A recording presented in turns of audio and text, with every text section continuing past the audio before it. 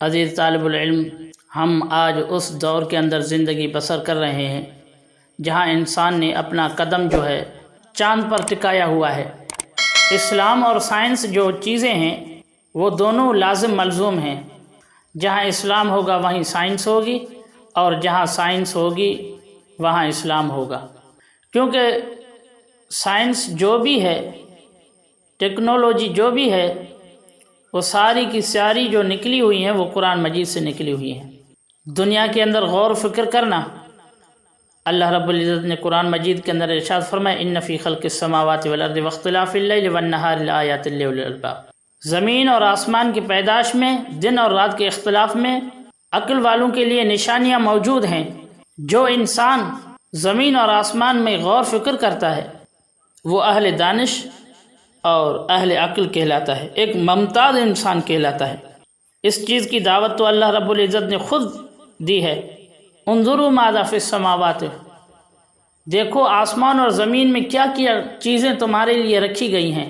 دوسری جگہ ارشاد فرمایا وعلم آدم الاسماء کلھا، اللہ رب العزت نے دنیا اور اس کے اندر جو بھی صفات ہیں ان ساروں کی تفصیلات حضرت آدم علیہ السلام کو سکھلا دی۔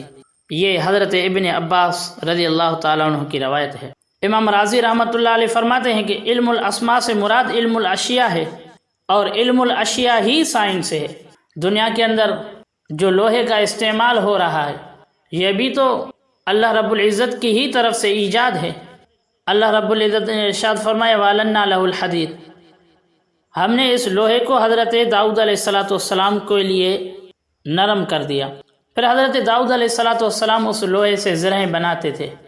تو آج کا اگر کوئی انسان لوہے سے انسانوں کے لیے کوئی فائدے کی چیز بنا رہا ہے تو وہ غلط نہیں ہے، بلکہ یہ تو ایک پیغمبر خدا نے کیا۔ اسی طرح اللہ رب العزت نے ارشاد فرمایا وَأَنزَلْنَا الْحَدِيدَ فِيهِ بَأْسٌ شَدِيدٌ وَمَنَافِعُ لِلنَّاسِ، ہم نے اس لوہے کو نازل کیا، اس کے اندر سختی ہے، وَمَنَافِعُ لِلنَّاسِ، اور لوگوں کے لیے نفع ہے۔ یہ آیت اس وقت نازل ہوئی جب انسانوں کو صحیح نمونے سے اس لوہے کا پتہ نہیں تھا، اس کے فوائد کا پتہ نہیں تھا، لیکن آج کے دور میں انسان اس سے صحیح نمونے سے فائدہ اٹھا رہے ہیں۔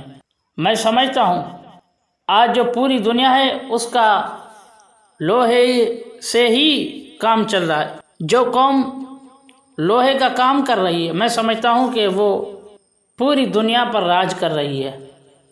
تو لوہے میں کام کرنا یا لوہے سے کام کرنا، ان سے کوئی انجینئرنگ کرنا، یہ اسلام کے خلاف نہیں ہے، لیکن دین کو اسی کے اندر بند کرنا یہ بھی غلط ہے۔